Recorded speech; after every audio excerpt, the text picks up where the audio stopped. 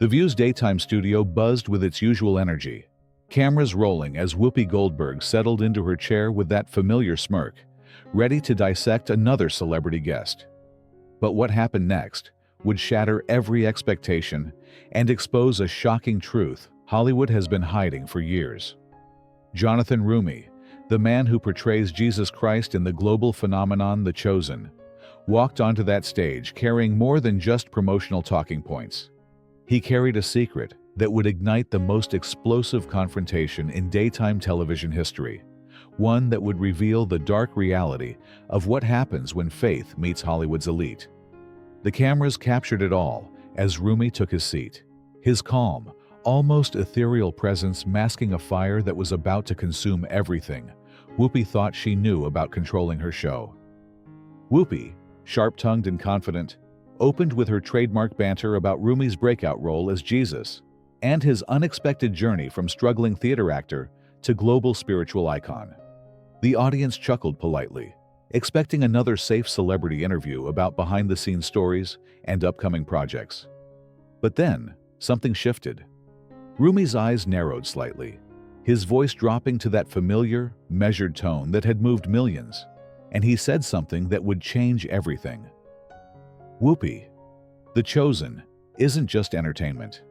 It's exposing something Hollywood has desperately tried to bury: the systematic silencing of faith in this industry. The words hung in the air like a thunderclap. Whoopi's smile faltered for just a fraction of a second, but the cameras caught it all. This wasn't going to be another fluffy morning show segment. This was about to become a war. The studio audience, a mix of suburban housewives and devoted fans who had waited hours to see their TV Jesus in person, sensed the immediate tension. A woman in the third row whispered to her friend, "Did he just call out Hollywood?" While another viewer at home would later post on social media that she could feel the energy shift through the screen. Roumie leaned forward slightly, his presence commanding despite his soft-spoken delivery, and what he said next would trigger a chain reaction that would expose the most controversial truth about faith, fame, and the price of speaking out in an industry built on silence. This wasn't just another celebrity appearance gone wrong. This was the moment when Hollywood's biggest secret about religious persecution was about to explode into the open, and Whoopi Goldberg was about to learn that some guests refused to play by the rules. The View's studio crackled with an electric tension that no one could have predicted just moments before. Whoopi Goldberg, veteran of countless celebrity interviews and master of daytime television control, suddenly found herself face-to-face with something she hadn't encountered in decades of hosting. A guest who wasn't afraid to expose the truth. Jonathan Roumie's bombshell about Hollywood's systematic silencing of faith had just detonated, and now the real stakes were becoming terrifyingly clear. This wasn't just about a promotional interview gone sideways. This was about to become a public execution of everything Whoopi and her industry stood for, broadcast live to millions of viewers who were about to witness the most dangerous conversation in television history. What made this moment so explosive wasn't just Roumie's accusation. It was the fact that everyone in that studio knew he was right. The panic in the producer's eyes off camera, the sudden stiffness in Joy Behar's posture, the way Sunny Hostin gripped her note cards a little tighter. They all revealed a terrifying truth. Hollywood's unspoken rule about keeping faith-based actors in line was about to be shattered on live television, and there was no script, no commercial break, no damage control that could stop what was coming next. Roumie had just fired the first shot in a war that could destroy careers, expose decades of religious discrimination, and reveal how deep the anti-faith agenda really runs in the entertainment industry. The audience, initially charmed by seeing their beloved Jesus actor in person, began to realize they were witnessing something historic. A man in a baseball cap leaned forward, whispering urgently to his wife, "He's actually doing it. He's calling them out." Social media was already exploding as viewers at home recognized the seismic shift happening before their eyes. This wasn't just another celebrity meltdown or publicity stunt. This was a man of faith preparing to sacrifice everything His career, his reputation, his future in Hollywood, to expose a truth that powerful people had spent billions keeping buried. Whoopi's empire of influence, built on decades of controlling narratives and silencing opposition, was about to face its greatest threat from the last person anyone expected. A quiet actor who played the Prince of Peace, but was about to wage the most important war of his life. Whoopi's eyes flashed with that familiar fire that had made her a force in Hollywood for decades. But this time, she had met her match. Her voice cut through the studio air like a blade as she leaned back in her chair, that trademark smirk spreading across her face. "Jonathan, that's a pretty bold claim coming from someone who's made millions playing dress-up as Jesus," she said, her tone dripping with condescension. "But let's be real here. Hollywood isn't silencing faith. Maybe some of you just aren't as talented as you think you are." The audience gasped audibly, some shifting uncomfortably in their seats, as they realized Whoopi had just crossed a line that even her most devoted fans weren't prepared for. But Roumie didn't flinch. Instead, his response would expose just how deep Hollywood's anti-faith agenda really runs. Roumie's voice remained steady, but his eyes burned with an intensity that made the entire studio hold its breath. "Whoopi, I've been blacklisted from 3 major projects in the last year alone, not because of my acting ability, but because I refused to denounce my faith publicly," he said, his words cutting through the air like a sword. "And I'm not the only one. There's a whole network of Christian actors who've been systematically shut out, forced to choose between their careers and their beliefs." The revelation hit like a thunderbolt. Joy Behar's mouth fell open. Sunny Hostin frantically shuffled her papers, and even the usually composed Sarah Haynes looked stunned. A woman in the audience whispered loudly enough for the microphones to catch. "Oh my God, he's naming names." The producers off camera were frantically gesturing, but it was too late. The floodgates had opened. Whoopi's facade of control began to crack as she realized she was no longer dictating the conversation. Her voice rose, taking on that sharp edge that had silenced countless guests before. "That's ridiculous, Jonathan. You're playing victim here when the real issue is that faith-based content just doesn't sell like it used to. This isn't persecution, it's business." But Roumie was ready for her. He pulled out his phone and held it up, his voice growing stronger with each word. "Then, explain this email I received last week from a major studio executive, telling me that my Jesus baggage makes me unmarketable to mainstream audiences." The studio erupted. Audience members stood up, some cheering, others booing, while the panel sat in stunned silence.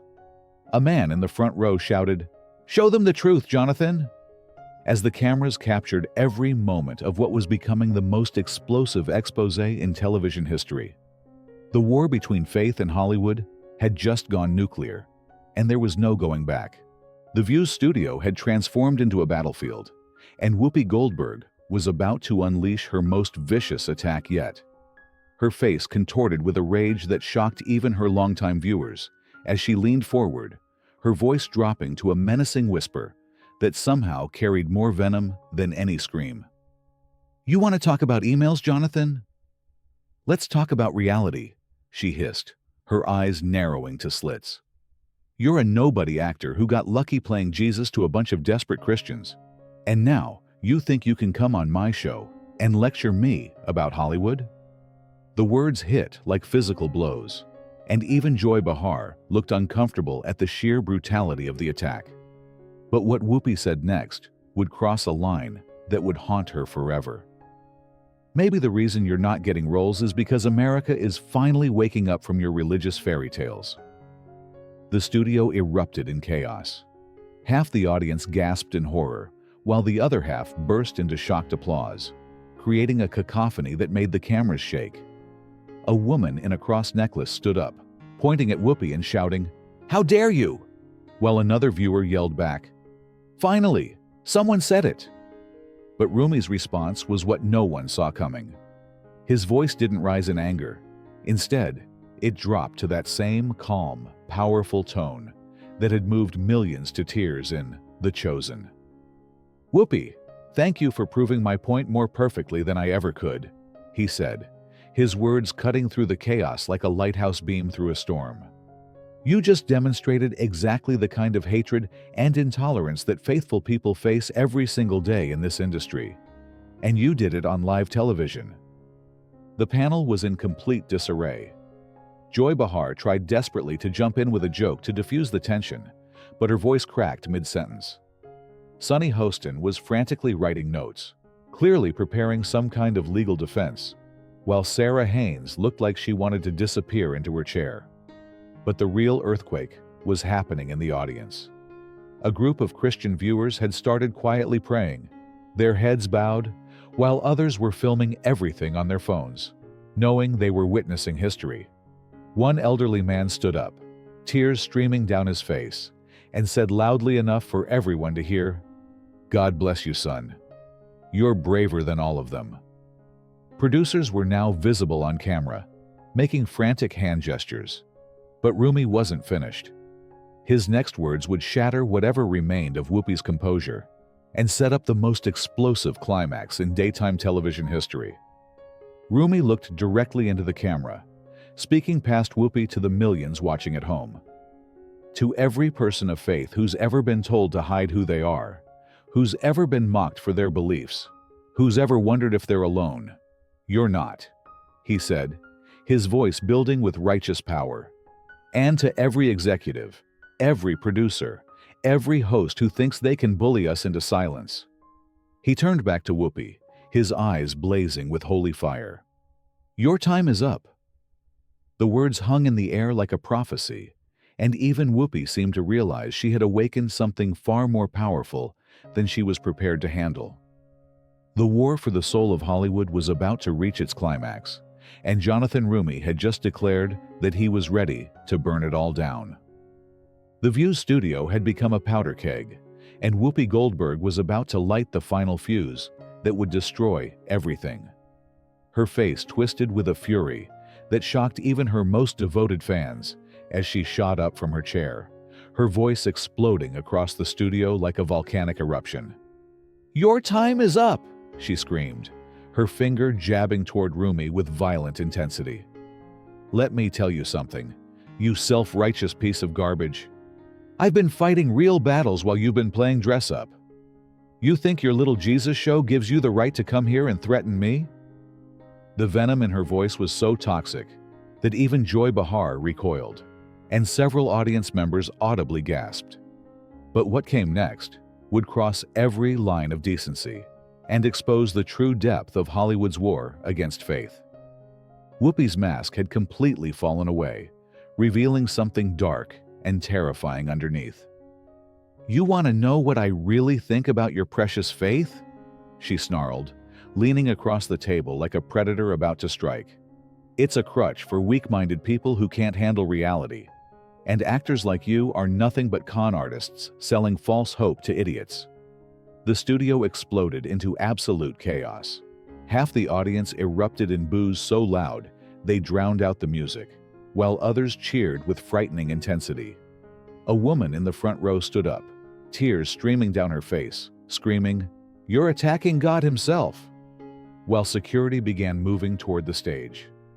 But Roumie remained perfectly still, his calm in the face of such hatred making him appear almost otherworldly. When he finally spoke, his words would trigger the most explosive moment in television history. Roumie slowly rose from his chair, his presence filling the studio with an energy that made everyone, even the cameramen, hold their breath. His voice was quiet, but it carried with the power of thunder rolling across the heavens. "Whoopi, I forgive you," he said, his words cutting through the chaos like a sword of light. "But I will not sit here and let you blaspheme my Lord on national television." The studio fell into stunned silence, the kind of silence that happens right before lightning strikes. Then Roumie did something that no one expected. He smiled, not with anger or condescension, but with genuine pity. "You just proved to millions of people exactly what we're up against. Thank you for showing them the real face of Hollywood's hatred." Whoopi's face went purple with rage, her hands shaking as she realized she had been completely outmaneuvered. What happened next would be replayed millions of times across social media and become the most talked about moment in daytime television history. Whoopi lost all control, her voice reaching a shriek that made the studio speakers feedback. "Get out!" she screamed, spittle flying from her mouth. "Security! Get this lunatic off my stage before I throw him off myself!" But Roumie wasn't moving. He stood there like an immovable mountain, his eyes locked on hers, with an intensity that seemed to look straight through to her soul. The audience was now in complete pandemonium, some standing and applauding wildly, others booing and screaming, while a group of Christian viewers had formed a prayer circle right there in the studio. Producers were shouting orders that no one could hear over the chaos. Cameras were shaking from the vibrations of the crowd. And through it all, Jonathan Roumie stood like a pillar of faith in the center of the storm, preparing to deliver the final blow that would bring down Whoopi's empire of lies. The View's studio had descended into complete pandemonium, but Jonathan Roumie stood in the eye of the storm like an unshakable pillar of faith. Security guards were rushing toward the stage as Whoopi continued her unhinged screaming. But what happened next would become the most powerful moment in television history. Roumie raised his hand, not in anger, not in defiance, but with the same gentle authority that had captivated millions in The Chosen. And somehow, impossibly, the entire studio began to quiet. Even Whoopi's rage-filled shrieks faded as every person in that room felt the weight of something far greater than themselves. When Roumie finally spoke, his words would echo across the world and change everything forever. "I came here today to promote a show about love, forgiveness, and hope," Roumie said, his voice carrying across the silent studio with supernatural clarity. "Instead, I've witnessed something that breaks my heart. The complete spiritual bankruptcy of an industry that has forgotten its soul." He turned to look directly at Whoopi, who stood frozen behind her desk, her mouth still open from her last scream. "Whoopi, you can kick me off this stage. You can destroy my career.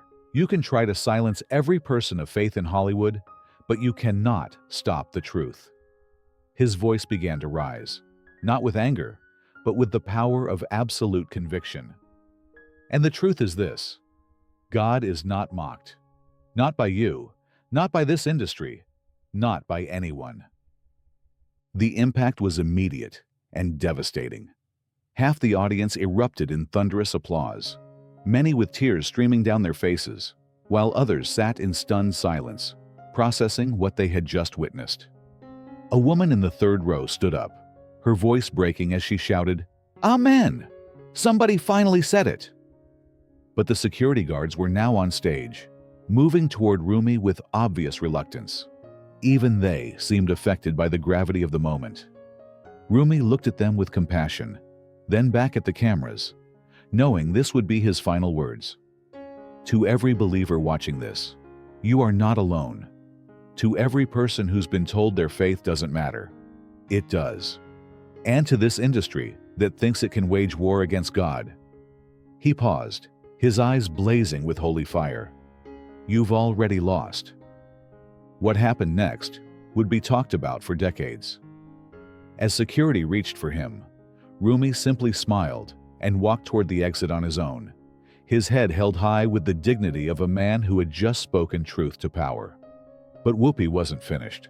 In a final burst of rage that would define her legacy forever, she grabbed her coffee mug and hurled it toward Roumie's retreating figure, screaming, "Don't you ever come back here, you religious freak!" The mug shattered against the studio wall as gasps of horror rippled through the audience.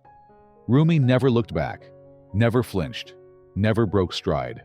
He walked off that stage like a man walking into legend, leaving behind a studio in complete chaos and a host whose career would never recover from the moment she threw a coffee mug at Jesus. The war between faith and Hollywood had reached its climax, and everyone watching knew they had just witnessed the most explosive defeat in television history. Jonathan Roumie had won, and Whoopi Goldberg's empire of hatred was crumbling before their eyes. The View's studio lay in ruins, and the real devastation was only beginning. As cameras kept rolling, Whoopi Goldberg stood behind her desk like a defeated general, her face ashen and hands trembling. The audience was split, half filing out in disgust, the other half sitting in stunned silence. Within minutes, social media exploded with a force that broke the internet. Justice for Roumie trended worldwide as millions of silenced Christians found their voice. Video clips of Whoopi's coffee mug throw went viral instantly, with one post hitting 50 million views in the first hour. She literally threw something at Jesus, read a comment that got 2 million likes. Outside the studio, Jonathan Roumie faced reporters with serene composure. When asked about Whoopi's attack, he simply said, "I pray for her. Hurt people, hurt people." His grace under fire made the contrast devastating. Then came his final bombshell. "This isn't over. I'm calling on every person of faith in Hollywood to stop hiding. It's time to stand up." Within hours, over 200 actors, directors, and producers publicly declared their faith using the hashtag #FaithNotFear. The dam had broken, and decades of religious suppression was finally exposed. The aftermath was swift and brutal. The View faced unprecedented boycotts as major advertisers fled. Whoopi's damage control only made things worse when she claimed she was defending rational thought against religious extremism. The irony was devastating. In trying to destroy Roumie, she gave him the biggest platform possible. The Chosen saw massive viewership surges, with producers announcing 3 new seasons. Roumie had achieved the impossible, turning his destruction into the greatest victory for religious freedom in entertainment history. So what's the verdict? Did Roumie's stand spark a revolution that will change Hollywood forever? The battle lines are drawn, and millions of believers are no longer hiding. Are you ready to join the fight for faith in Hollywood? Subscribe for more explosive confrontations that expose the truth, and share this with every believer who needs to know they're not alone. In a world where faith meets fame, sometimes the most powerful voice is the most honest. The revolution has begun, and Jonathan Roumie just fired the shot heard round the world.